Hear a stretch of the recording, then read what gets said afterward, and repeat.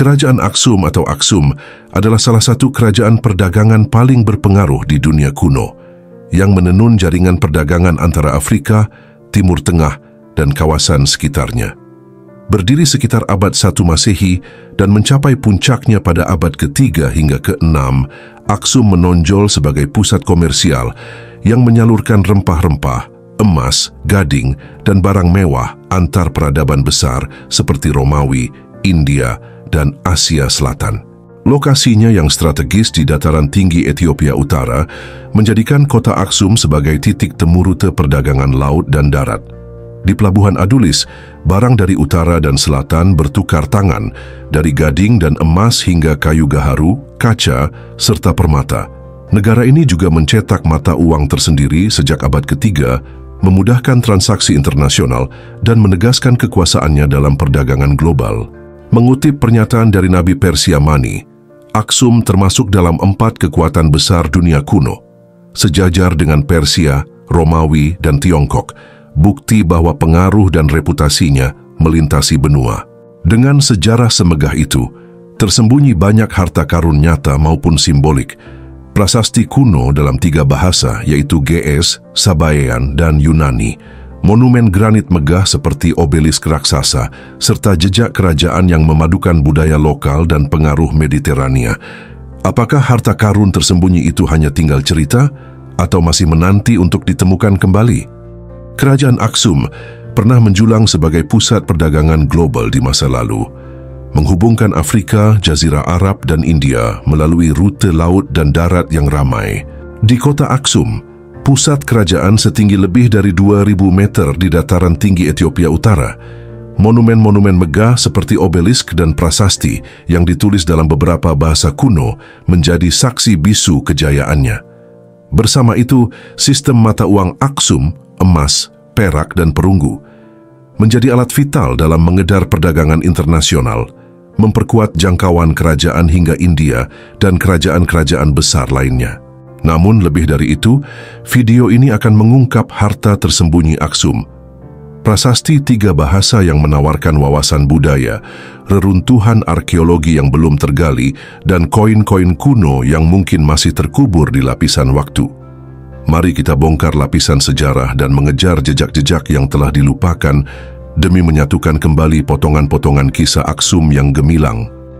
Meskipun Aksum adalah kerajaan yang pernah bersinar terang di panggung perdagangan kuno, menyibak rahasianya bukanlah tugas mudah bagi para sejarawan dan arkeolog.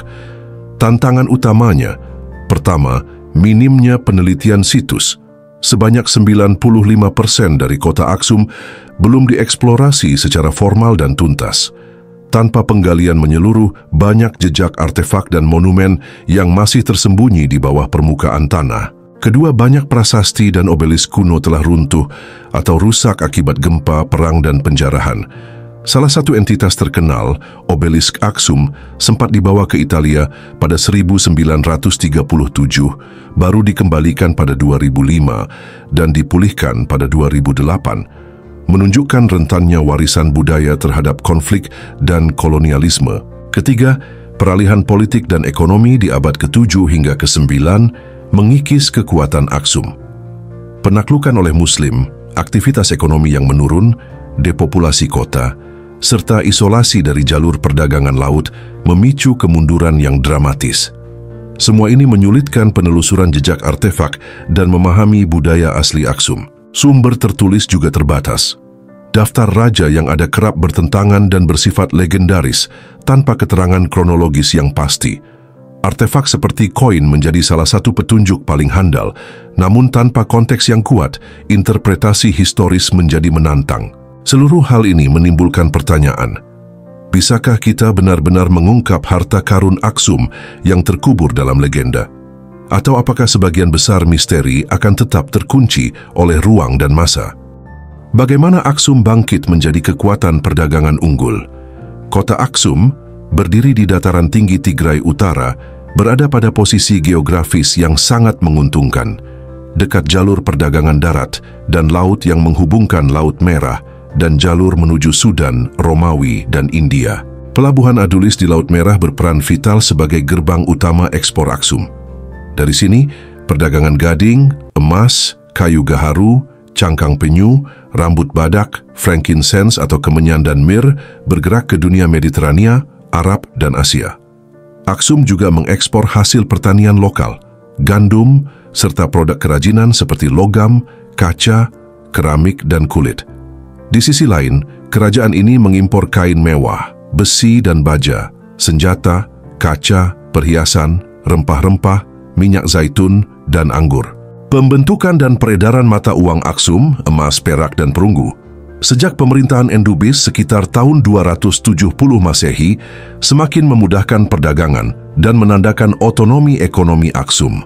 Koin-koin ini ditemukan di India dan wilayah Mediterania, memperkuat bukti hubungan globalnya. Peran strategis Aksum meluas ke politik regional. Raja Ezana abad keempat melakukan penaklukan terhadap Kush dan mengadopsi agama Kristen sebagai agama negara, memperkuat identitas dan pengaruhnya dalam lingkar kekristenan Mediterania. Di abad ke-6, Raja Kaleb, Ela Asbeha, menyeberangi Laut Merah untuk menaklukkan Himyar di Yaman atas permintaan Kekaisaran Bizantium, menegaskan dominasi Aksum di wilayah itu. Secara keseluruhan, keselarasan kekuatan militer, perdagangan maritim dan daratan, serta kedekatan budaya dengan kekristenan Mediterania membuat Aksum menjadi kerajaan yang tak ternilai dalam sejarah kuno. Penemuan penting dan bagaimana artefak-artefak ini membuka tabir sejarah Aksum. Salah satu temuan paling dramatis adalah Ezana Stone, monumen prasasti dalam 3 bahasa, Ge'ez, Sabaean, dan Yunani, yang merekam konversi Raja Ezana ke Kristen dan penaklukan Nubia Kush sekitar abad ke-4 Masehi. Temuan ini tidak hanya mencerminkan nilai religius dan politik, tetapi juga peran Aksum sebagai peradaban yang terhubung pada dunia Mediterania. Selain itu, King Ezana's Stele, obelisk granit megah dari abad ke-4, berdiri utuh di Taman Stela di Aksum. Meskipun banyak stela runtuh atau rusak, yang satu ini tetap kokoh dan berdiri sebagai saksi bisu kejayaan Aksum, terutama karena dihentikannya praktik pembuatan stela setelah kerajaan mengadopsi agama Kristen. Proyek restorasi modern juga turut berkontribusi. Obelisk Aksum yang dijarah ke Italia pada 1937 akhirnya kembali dan dipulihkan pada 2008 dengan bantuan UNESCO. Aksi ini memberikan momentum kebangkitan warisan budaya Ethiopia dan memicu penelitian baru di situs-situs Aksum. Penemuan koin-koin Aksum di luar negeri, termasuk di India dan negara-negara Mediterania, juga memperkaya pemahaman arkeologis dan historis kita tentang seberapa luas jangkauan perdagangan Aksum. Mereka menjadi jejak ekonomi yang konkret dari kerajaan ini. Secara keseluruhan, setiap prasasti, obelisk, dan koin yang ditemukan memberikan fragmen penting dalam narasi Aksum. Mereka membuka jendela ke masa lampau, menunjukkan peradaban yang maju, religius, dan perdagangan yang luas. Setiap penemuan mempersempit jurang antara masa kini dengan permata tersembunyi sejarah yang dulu hanya tersirat di balik debu waktu. Kerajaan Aksum menorehkan tempat abadi dalam sejarah sebagai peradaban besar Afrika kuno. Berkat lokasi strategis di dataran tinggi Ethiopia Utara dan pelabuhan Adulis di Laut Merah, Aksum menguasai jalur perdagangan penting antara Roma, Arab, dan India. Dengan mengeksploitasi emas, gading, dan rempah-rempah, serta mencetak mata uangnya sendiri, Aksum berkembang menjadi pusat ekonomi dan budaya global. Transformasi spiritual yang dilambangkan oleh Raja Ezana, yang mengadopsi agama Kristen, turut memberi identitas religius baru dan mempengaruhi geopolitik regional. Meskipun kerajaan telah runtuh sekitar abad ke-10, warisan Aksum, dari monumen granit megah, prasasti multibahasa, hingga koin-koin emas, tetap bertahan sebagai simbol kekuatan dan konektivitas dunia kuno. Keajaiban sejarah ini mengingatkan kita bahwa peradaban Afrika memiliki peran besar dalam membentuk jalur-jalur kuno yang menyatukan dunia.